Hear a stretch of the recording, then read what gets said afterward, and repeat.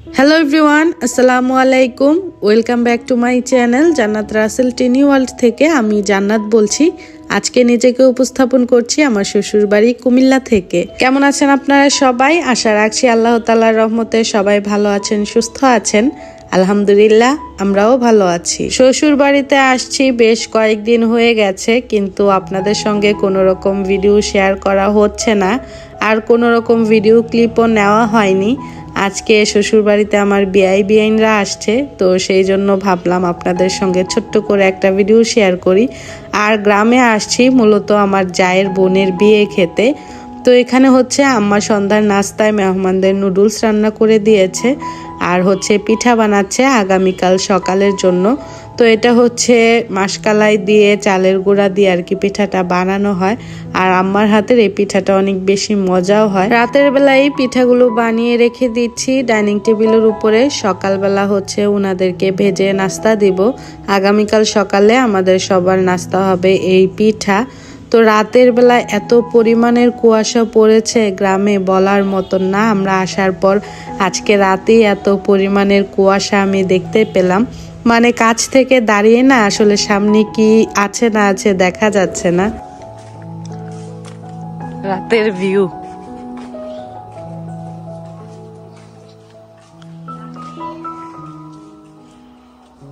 আজকে রাতে এত বেশি কুয়াশা পড়েছে যে বলার মতন না। আমরা আসার পর আজকে হচ্ছে এই কুয়াশা দেখতে পেলাম।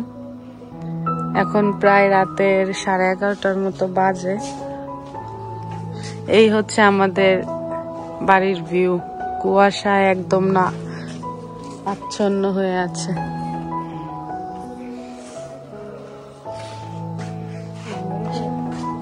এখন বাজে সকাল 6:30। 6:30টায় এত পরিমাণের কুয়াশা, সামনের কিছুই দেখা যাচ্ছে না। শীতের দিনে গ্রামে আসা মানেই সকাল সকাল এই কুয়াশা দেখতে পাওয়া। কুয়াশা একদম বাড়ি ঘর ভর্তি হয়ে থাকে, দেখতে কিন্তু ভালোই লাগে। তো এই প্রথমেই শ্বশুর বাড়িতে আসার পর আজকে এই কুয়াশাটা দেখতে পারলাম। তো সকাল সকাল আম্মা আজকে চুলা জ্বালিয়ে দিয়েছে, যেহেতু বাড়ি ঘরে মেহমান আছে, মেয়ের জামাইরা আছে। এখন তো আমার জানেই যা আছে তার বাবার বাড়িতে, যেহেতু জায়ের বোনের বিয়ে চলছে। জায়ের বদলে জায়ের যে দায়িত্বগুলো, সেই দায়িত্ব এখন আমি পালন করছি।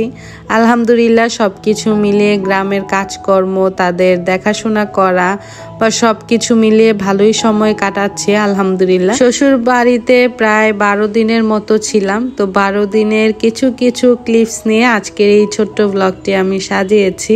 এখন হচ্ছে চুলার পাড়ে বসে বিআইন গরম গরম পিঠা খাচ্ছে, আর পিঠাগুলো বানানো হয়ে গেছে। দেখেন মাশাল্লাহ কত সুন্দর লাগছে। যা থাকলে হয় কি, বাড়িতে আসলে একটু রেস্ট নিতে পারি। বাসায় তো অনেক কাজকর্ম করা হয়, শ্বশুর বাড়িতে গিয়ে রেস্ট নেই, নিজের মর্জি মতো খাওয়া দাওয়া ঘুম সবকিছুই হয়।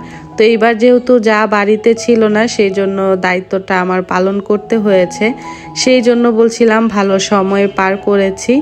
আর যেহেতু শাশুড়ির সঙ্গে সঙ্গে ছিলাম, আম্মার কি লাগবে না লাগবে রান্না বান্না থেকে শুরু করে, তো কাছে কাছে থাকার কারণে শাশুড়ির সঙ্গে সুন্দর একটা বন্ডিং হয়েছে।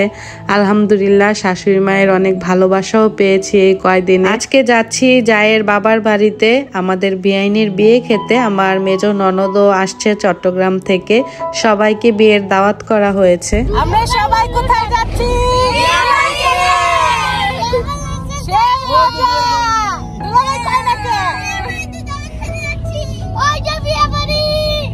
সবাই মিলে কোথাও যাওয়ার আনন্দটাও কিন্তু অন্যরকম হয়। তো সবাই একসাথে যাওয়ার জন্য বড় একটা হাইস ভাড়া করা হয়েছে, যেন একসাথে মজা করতে করতে বিয়ে বাড়িতে যেতে পারি। আর এই মেমোরিগুলোই আসলে থেকে যাবে।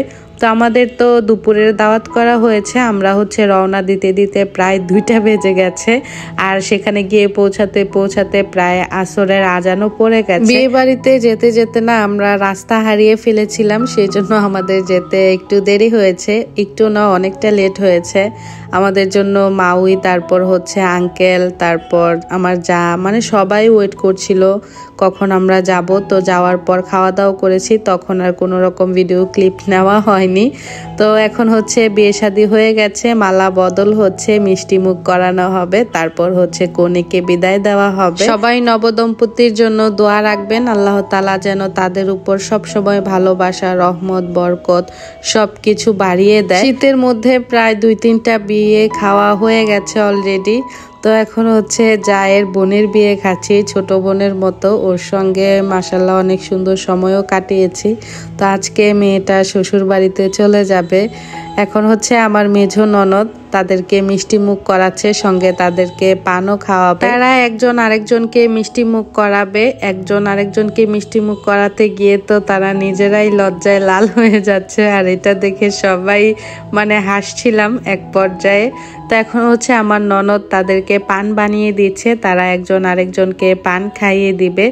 আসলে উনি হচ্ছে হুজুর মানুষ, এত কিছু মানে না, তারপরও আর কি আমরা যেহেতু ছিলাম সবাই বলার কারণে আর কি নিয়মটা তারা পালন করছে। আর ওর জন্য এই সময়ে বেশি খারাপ লাগছিল, মেয়েটা আমাদের সামনে বড় হয়েছে, এখন পরের ঘরে চলে যাবে। তো আসলে মেয়েদের নিয়ে কি বলবো, যেই ঘরে জন্ম, যেই ঘরে বেড়ে ওঠা, একদিন সেই ঘরটা ছেড়ে অন্যের ঘরে চলে যেতে হয়। আর সেইখানে গিয়ে মেয়েদের জীবনটা কেমন হয়, ভালো হয় না খারাপ হয়, সেটা আসলে কেউই বলতে পারে না। দেখতে দেখতে বিদায়ের পালা চলে আসলো। মেয়ে হচ্ছে এখন বিদায় হয়ে যাবে, নিজের বাড়ি থেকে শ্বশুর বাড়িতে চলে যাবে। আর আন্টি হচ্ছে মেয়ের জামাইকে উপহার স্বরূপ চেইন দিয়েছে, সেই চেইনটাই আর কি পরিয়ে দেওয়া হচ্ছে। মেয়ের মা মেয়েকে এবং মেয়ের জামাইকে দই, তারপর হচ্ছে পানি খাইয়ে ওনাদেরকে বিদায় দিচ্ছে, যাবার আগে মিষ্টি মুখ করিয়ে দিচ্ছে। তো এই পর্যায়ে ওর কান্না দেখে আশেপাশে যে মহিলারা ছিল সবাই আর কি কান্না করে দিয়েছে। আর এই সময়ের যে একটা কষ্ট, এটা মেয়েরা ছাড়া আর কেউই বুঝতে পারবে না।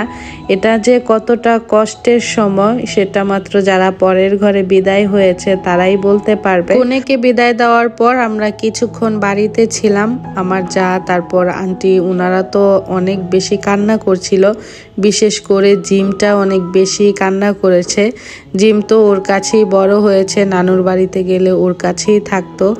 আর বোনের বা ভাইয়ের ছেলে মেয়েরা খালা ফুপুদের কাছে আসলে বেড়ে ওঠে। তো ওরা যখন পরের ঘরে চলে যায় তখন কিন্তু বাচ্চারা অনেকটা বেশি কষ্ট পায়।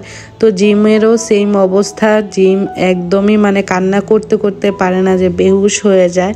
তো এখন হচ্ছে আমরা বাড়ির উদ্দেশ্যে রওনা করে দিয়েছি, আজকে এখান থেকে বিদায় নিচ্ছি। সবাই নবদম্পতির জন্য দোয়া রাখবেন। আসসালামু আলাইকুম, আল্লাহ হাফেজ।